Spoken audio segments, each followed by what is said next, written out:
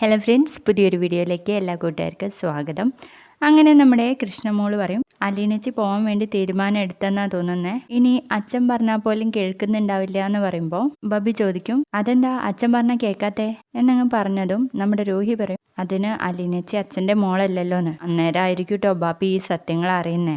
എന്താ അച്ഛൻ്റെ മോളല്ലേ എന്നങ്ങ് ചോദിക്കുമ്പോൾ രോഹിത് പറയും, അന്ന് എന്നെ കോളേജിൽ ചേർത്താൻ വേണ്ടി പോയപ്പോൾ അവിടുത്തെ ഫാദർ ചോദിച്ചു, ബാലേന്ദ്രന്റെ മകളല്ലേ എന്ന്. ചേച്ചി പറഞ്ഞു അല്ല എന്ന്. ഞാൻ അന്നേരം അന്തം വിട്ടുപോയി. എന്നിട്ട് ഞാൻ അലീനേച്ചിയോട് ചോദിച്ചു, അതെന്താ അങ്ങനെ പറഞ്ഞതെന്ന്. എന്റെ അച്ഛൻ ബാലചന്ദ്രൻ അല്ലാത്തതുകൊണ്ട് എന്നാണ് ചേച്ചി പറഞ്ഞത് എന്ന് പറയുമ്പോൾ ബബി ചോദിക്കും, കൃഷ്ണ നിനക്കറിയായിരുന്നോ? ആ അറിയായിരുന്നു എന്ന് പറയുമ്പോൾ, എന്നിട്ട് ആരും എന്നോട് എന്താ പറയാതിരുന്നേന്ന് ചോദിക്കട്ടെ ബബി. അപ്പോൾ രോഹിത് പറയും, ഞാനോർത്തു ഇതൊക്കെ നിങ്ങൾക്കൊക്കെ അറിയായിരുന്നു എന്ന്. അപ്പോൾ അലീനേച്ചി നമ്മുടെ ആരുമല്ല എന്ന് ചോദിക്കുമ്പോൾ രോഹിത് പറയും, അച്ഛനല്ലേ ഈ കഥയൊക്കെ ഉണ്ടാക്കിയേ, നീ അച്ഛനോട് തന്നെ പോയി ചോദിക്കുന്ന. ഞാൻ ചോദിക്കും, ഇങ്ങനെ പറഞ്ഞ് പറ്റില്ലല്ലോ. ഞാൻ എന്തായാലും അച്ഛനോട് ചോദിക്കാൻ പോവാന്ന് പറഞ്ഞിട്ട് ബബി അങ്ങ് പോവേ.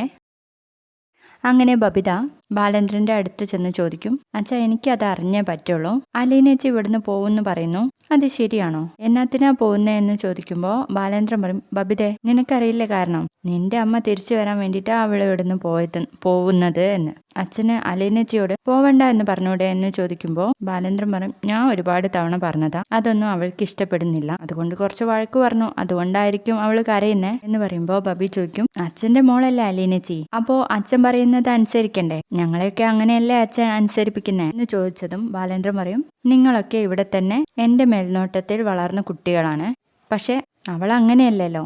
അപ്പൊ അച്ഛന്റെ സ്വന്തം മോളോട് ഇത്രയും ഉത്തരവാദിത്വമുള്ളൂ അച്ഛന്, അവൾ എവിടെ പോകുന്നു, എങ്ങനെ ജീവിക്കും എന്നൊന്നും അന്വേഷിക്കുന്നില്ലേ എന്ന് ചോദിക്കുമ്പോൾ ബാലേന്ദ്രൻ പറയും, കഴിഞ്ഞ 23 വർഷം ഞാനല്ല അവളെ വളർത്തിയത്, അവളെ എങ്ങനെ വളർന്നു അതുപോലെ അവൾ അങ്ങ് ജീവിച്ചോളും എന്ന് പറയും. അപ്പൊ നമ്മുടെ ബബിത പറയും, ഇതൊക്കെ കേട്ടിട്ട് അച്ഛൻ കള്ളത്തരം പറയുക എന്നാ എനിക്ക് തോന്നുന്നേ. ഞാനൊന്ന് ചോദിച്ചോട്ടെ അച്ഛാ, അലീനേച്ചി ശരിക്കും അച്ഛന്റെ മോളാണോ എന്ന് ചോദിക്കുമ്പോൾ, അതെന്നാടി നീ അങ്ങനെ പറഞ്ഞെന്ന് ചോദിക്കാണേ.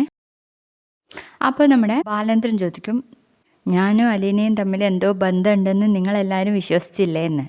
അന്നേരം ബബി പറയും, അമ്മയ്ക്ക് അങ്ങനെ ഒരു വിശ്വാസം ഉണ്ടായിരുന്നു എന്ന് പറയുമ്പോൾ നീയും രോഹിത്തും അങ്ങനെ തന്നെ വിശ്വസിച്ചിരുന്നു. അതിനെന്തെങ്കിലും ഒരു മാറ്റം വരണമെങ്കിൽ എന്തെങ്കിലും പറഞ്ഞ് നിങ്ങളെയും വിശ്വസിപ്പിക്കണമല്ലോ. അതിനുവേണ്ടി പറഞ്ഞ ഒരു കള്ളക്കഥയാണത്. പിന്നെ വെറുതെ അങ്ങ് പറഞ്ഞാൽ പോരല്ലോ, അവൾ എങ്ങനെ ഉണ്ടായെന്നും കൂടി പറയണല്ലോ. അതിനുവേണ്ടിയാണ് ഗൾഫിൽ ഒരു ആംഗ്ലോ ഇന്ത്യനുമായിട്ട് ബന്ധം ഉണ്ടായിരുന്നു, ആ ബന്ധത്തിലുണ്ടായ കുട്ടിയെ ഓർഫനേജ് വളർത്തി എന്നൊക്കെ ഞാൻ പറഞ്ഞത്. ആ കഥ നിങ്ങൾ എല്ലാവരും വിശ്വസിച്ചു. ആ വിശ്വാസത്തിന്റെ പേരിലാണ് അവൾ ഇന്ന് വരെ ഇവിടെ പിടിച്ചു നിന്നത്, ഈ കുടുംബം കൂട്ടിപ്പിടിച്ചവള് ഇത്രയും ദിവസമായിട്ട് ഇവിടെ കഴിഞ്ഞത് എന്നൊക്കെ പറയാട്ടോ. അതൊക്കെ കേട്ട് അന്തം വിട്ട് നിൽക്കുകയാണ് നമ്മുടെ ബബിത. അപ്പം അച്ഛാ അലീനേച്ചി ഈ വീട്ടിൽ ആരും അല്ലല്ലേ, വെറും സർവൻറ്റ് മാത്രമാണല്ലേ എന്ന് ചോദിക്കുമ്പോൾ ബാലേന്ദ്രൻ പറയും, അവൾ എൻ്റെ മകളല്ല എന്ന് മാത്രമേ ഞാൻ പറഞ്ഞുള്ളൂ, ബാക്കി എല്ലാ കാര്യങ്ങളും അവളോട് തന്നെ ചോദിക്കണമെന്ന്. അങ്ങനെ ബബി നേരെ അലീനയുടെ അടുത്തേക്ക് പോവാണ്. അവിടെ ചെന്ന് പറയും, ചേച്ചി ഞങ്ങളോടൊക്കെ പച്ച കള്ളം പറയായിരുന്നു അല്ലേ അച്ഛൻ്റെ മകളാണെന്ന് എന്നൊക്കെ പറയുമ്പോൾ അലീന പറയും, ആ കള്ളക്കഥ ഉണ്ടാക്കിയത് അച്ഛൻ മാത്രമാണ്, എനിക്കതിൽ യാതൊരു പങ്കുമില്ല. നിങ്ങളെ വിശ്വസിപ്പിക്കാനാണോ ചേച്ചി അച്ഛ എന്ന് വിളിച്ചത് എന്ന് ചോദിക്കുമ്പോൾ അലീന പറയും, അതങ്ങനെയല്ല മോളെ, നിങ്ങളൊക്കെ അച്ഛനെ അച്ഛാന്ന് വിളിച്ചപ്പോൾ എനിക്കും ഒരു കൊതി തോന്നി, ഞാൻ അച്ഛനോട് ചോദിച്ചു, ഞാനും അച്ഛാന്ന് വിളിച്ചോട്ടെ എന്ന്. അച്ഛനത് സമ്മതിച്ചു. അതൊക്കെ ഞാൻ ഒരുപാട് എൻജോയ് ചെയ്തിട്ടുണ്ട്. പക്ഷെ നിങ്ങൾ ആരും വിചാരിക്കുന്നത് പോലെയല്ല, അച്ഛൻ അങ്ങനെ ഒരു കഥ ഉണ്ടാക്കിയിട്ടുണ്ടെങ്കിൽ അത് നല്ലതിനാ മോളെ, നിങ്ങളെ ആരും പറ്റിക്കണം എന്നുള്ള അർത്ഥത്തിലല്ല എന്നൊക്കെ പറയുമ്പോൾ ബബി പറയും, അപ്പൊ അലീനേച്ചി ഞങ്ങളുടെ ആരും അല്ലേ എന്ന്. അന്നേരം പറയും, ഞാൻ എൻ്റെ ചേച്ചിയാടി, രേവതിക്കുട്ടി എൻ്റെ അനിയത്തിയാ, പക്ഷെ സ്വന്തം ചോരയല്ല. ശരണ്യുണ്ടല്ലോ, അവൾക്കൊക്കെ എന്ത് സ്നേഹം എന്നോട്, അതുപോലെ വേണം സ്നേഹം എന്നൊക്കെ പറയുമ്പോഴേക്കും ആകെ തകർന്ന് നിൽക്കുകയാണല്ലോ നമ്മുടെ ബബി. ചേച്ചി ഇനി ഒന്നും പറയണ്ട, എൻ്റെ മൂടൊക്കെ പോയി എന്നും പറഞ്ഞ് നമ്മുടെ രോഹിത്തിന്റെയും കൃഷ്ണയുടെയും അടുത്തേക്ക് പോവാണ് കേട്ടോ. അന്നേരം രോഹിത്തിനോട് പറയും, ഞാൻ അച്ഛൻ്റെ അടുത്ത് ചോദിച്ചു, കാര്യമൊക്കെ ഉള്ളത് തന്നെയാന്ന് പറയുമ്പോൾ രോഹിത് പറയും, ഞങ്ങൾ രണ്ടാളും പറഞ്ഞില്ലേ, നിനക്ക് വിശ്വാസമില്ലായിട്ടല്ലേ അച്ഛൻ്റെ അടുത്തേക്ക് പോയെന്ന്. അപ്പോൾ അലീനേച്ചി നമ്മുടെ ആരുമല്ല.